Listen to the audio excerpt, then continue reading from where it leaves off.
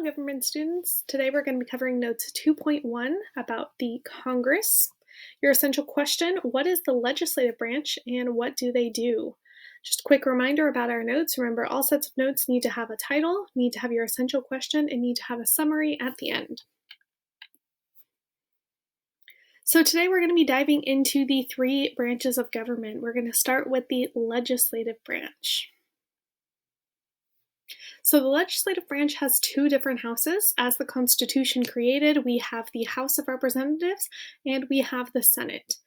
So the House of Representatives is based on population. Each state has a different number based on how many people live within that state. California is the largest state, so we have the biggest representation in the House of Representatives. We have 53 members.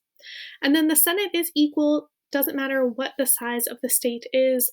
All states have 2 senators per state. Their primary job is to pass laws and to determine how the government is going to spend its money. This is tax dollars, and this is the national budget. Currently, we have a new Congress that just took their oath and just started. So the 117th Congress, as you can see, we have a majority of Democrats in the House of Representatives, 222 to 211. And then we also have a even split in the senators, so we have 50 Democrats and we have 50 Republicans. The tie-breaking vote would then go to the vice president, who is also a Democrat. The Constitution created this bicameral legislature for 3 different reasons. First, the historical. Remember, we were from England. England had the British Parliament and they had 2 different houses, so that's where we got the idea. It was practical. We had those 2 different plans when we were trying to come up with the Constitution, the Virginia plan and the New Jersey plan. So this compromise by making them both into one plan. And the bicameral Congress has one house that might might serve as a check on the other. So if the Senate passes a law and the House of Representatives doesn't like it, they don't have to continue with that law and vice versa. They both work in this building here, the Capitol building, which has been in the news lately, so we all are aware of the Capitol building.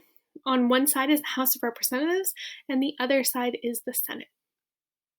This is also the layout of the Capitol building in Sacramento. One side we have the Assembly, and then the other side we have the State Senate. So very similar to our Capitol right here in Sacramento. The term is the length of time that an official serves after an election. So it's either a 2-year term or a 6-year term, depending on which house you're serving in. If you're serving the House of Representatives, you're serving 2-year terms. And if you're serving in the Senate, you're serving 6-year terms. The date for the start of these new terms has been set by the 20th Amendment. Remember, it used to be all the way in March, and then they moved that session up with the 20th Amendment, so now it gets started in January instead. So Congress gets sworn in on noon, the 3rd day of January, every odd-numbered year, because we have elections on even-numbered years. So for an example, we had an election here, November 2020, so they got sworn in January 3rd, 2021. A session is the regular period of time during which Congress conducts their business. So a session is kind of like, for you all, like a semester. It's when the activity of school is actually taking place. So it's the same thing for Congress, but they call it a session. They adjourn or suspend until the next session as they see fit. So usually they have the same kind of breaks you all do. So they have like a winter break where they leave. They have a summer break, but it's much shorter than your summer break. But they have these short breaks where they adjourn and they suspend until the next session. While they're on suspension, or while they're adjourned, while they're out, they can be called back into a session if the president wants. Only the president can call Congress back into a special session if there's some sort of emergency situation that the president wants Congress to deal with. All right, so the House of Representatives. The House is 435 members. Each of these members serve a 2-year term. So all of the House of Representatives just got sworn in on January 3rd, and they will serve for 2 years. The number of seats in the House of Representatives are appointed apportioned, sorry, they are apportioned based on their populations. So we use the census, that thing that we just had last year. The census, they go around and they count every person that lives within that state, and then they determine the seats of the House of Representatives based on how many people live in that area. There are no limits on the number of times that you can serve as a member of the House of Representatives, but you do have to be reelected by your constituents every 2 years. So there's nothing saying you couldn't keep doing the job forever, but your members, the electoral group that is voting you in, does have to agree with you, does have to support you enough to keep reelecting you every 2 years. So this is the gender breakdown. As you can see, the majority of people serving in the House are male, much less female, but we are having more and more females being represented than ever before, but as you can see, it's not quite even split yet. So how diverse is Congress? All of the purple dots here are white members of Congress, and then it's broken down by party as well. So you can see the Democratic Party is a little more diverse than the Republican Party. The Republican Party has a lot more of these purple dots, which stand for white people. And then the Democrats have a little more diversity, but still definitely not proportionate to society. But that is the breakdown of our current Congress.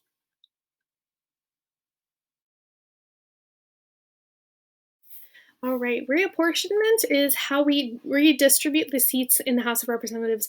We do this after we take the census every 10 years. So when we count up and we see how many people live in each state, sometimes we have to adjust. Some states get more representatives, some states get less, depending on if their population has grown or shrunk during that time period. The permanent size of the House of Representatives is always going to be 435, though. They set this in 1929, so it's always going to be 435. We just may have different numbers per state, but the total is always going to be 435.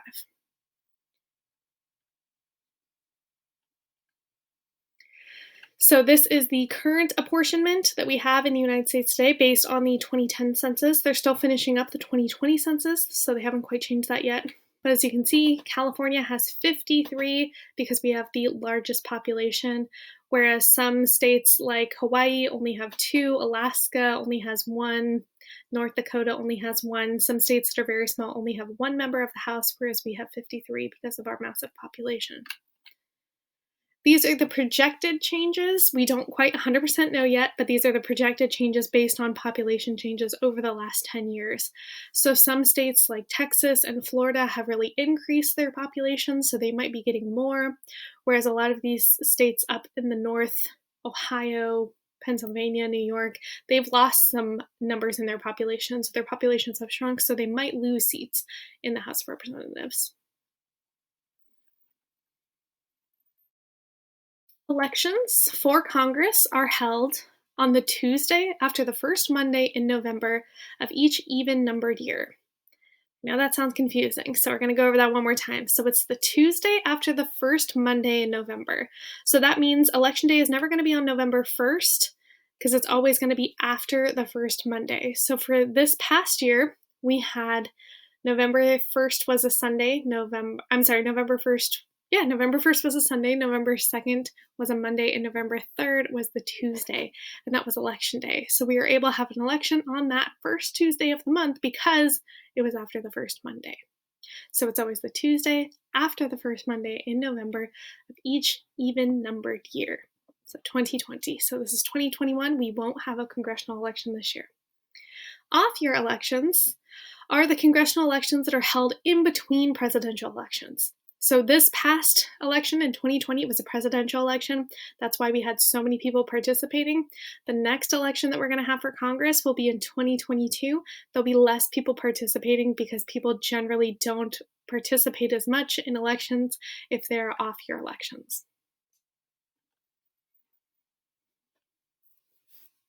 We have different districts that are represented. So as I said, in California, we have 53 members of the House of Representatives. Each one of those members represents one district. So the voters in that district elect one of their representatives to represent them in the national government in Washington, D.C. Districts have unusual shapes. They're sometimes pretty strange because they've been gerrymandered, and this is how they are drawn. So gerrymandering is drawing congressional districts, and often it's to the advantage of one political party that controls that state legislature. So I'll give you some very strange examples here. These here are districts. So as you can see, they go around specific areas. They're trying to target certain populations. That is why they're drawn in such a manner.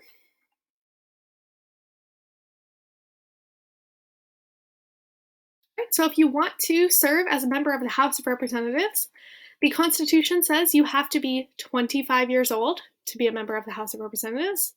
You have to be a citizen of the United States for at least 7 years. You don't have to be born a citizen, but you have to be a citizen at least 7 years. And you have to live in the state that you're trying to represent. Okay, so if you're trying to run in California, you have to live in California. Often, the reality of politics requires some more informal qualifications. Those are all the qualifications you actually need, but often, what political party you are, what gender you are, what ethnicity you are, your political experience, all of those things can play into whether people will actually vote for you or not. All right, moving on to the Senate, which is considered the upper house. The Senate has 2 senators from each state. Today's Senate consists of 100 senators because we have 50 states. So originally the Constitution had the ability for senators to be chosen by their state legislatures. So they would have been chosen over here in Sacramento instead of by popular vote. But that got changed in 1912 with that 17th Amendment, which calls for the popular vote of our senators. Senators serve for 6-year terms. And the Senate is a continuous body. So that means not all senators, not all the people who are elected to the Senate are going to be running for election at the same time like the House of Representatives. Everyone in the House has to run every 2 years. But in the Senate, they're staggered. So not everyone runs every 2 years. Every 6 years. So in order to be a senator, you have to be 30 years old. So 25 for the House, 30 for the Senate. You have to be a citizen for at least 9 years. So 7 years for the House, 9 years for the Senate. And again, you have to live within that state that you are trying to represent. So the qualifications are higher in the Senate than they are in the House of Representatives. So as I said, 117th Congress just got sworn in couple weeks ago now. And this is the breakdown. Democrats control both the House and the Senate. I say they control the Senate because if there is a tie, the tie-breaking vote will also be by a Democrat, the vice president. And this shows you the racial breakdown of the entire Congress, so the House and the Senate. So again, all of these gray dots, Caucasian populations. And then as you can see, the next biggest group is Latinx populations, African American populations. But yes, the majority is Caucasian populations. All right, so if you're a member of Congress, you are elected to represent the people within your state, the people within your district, and you have to vote on each piece of legislation. You have to vote on budgets, you have to vote on laws, and when you vote, you're representing your people. So you can vote as a trustee, you can use your own independent judgment based on the bill, based on what you believe. You can vote as a delegate, which means you're voting based on the people that you're representing. What do your people, your constituents want? You can vote based on party lines, so that's partisan, based on what the Democrats are doing or what the Republicans are doing. Or a politico is a person who uses all 3. So you use all 3, representing your people, using your own judgment, and working with your party. Congress is broken down into committees. Committees screen proposed laws before they are voted on. They also create legislation within those committees. They check that the agencies of the executive branch are working efficiently, or effectively. They are a check, which we're going to see up in the next couple of weeks, of the executive branch. So the legislative branch makes sure that the president is doing what they are supposed to do. They make sure the president is not breaking any rules, breaking any laws. So, as we all know, the president was just impeached again for the second time 2 weeks ago. And it looks like in 2 weeks we will have the start of the trial in the Senate, which is a check on the executive branch to remove the president from office. They also serve as servants of their constituents. So if their constituents are having a problem, they can go to their representative and they can seek assistance. Compensation. Senators and representatives are paid a salary of $174,000 a year. They also get what's called the franking privilege, which means they're allowed to send mail to their constituents postage free. So they can just put their signature, they don't have to pay for stamps. And their pay is set by the 27th Amendment. So remember that last amendment that we learned about the Constitution that says that they set their own pay, but they have to make sure there's an election between any pay raises and the next time they get a raise. Just so we have that check as voters on our legislators, just making sure they're not giving themselves outrageous pay raises without being held accountable by elections. Members of Congress are immune from arrest from non-criminal offenses while engaged in congressional business. So they're protected from libel, slander, civil lawsuits, things like that. The speech and debate clause protects representatives and senators from libel and slander while using their official conduct. And that's the end of our notes today. So don't forget to write a summary, a couple sentences about what you learned about the legislative branch.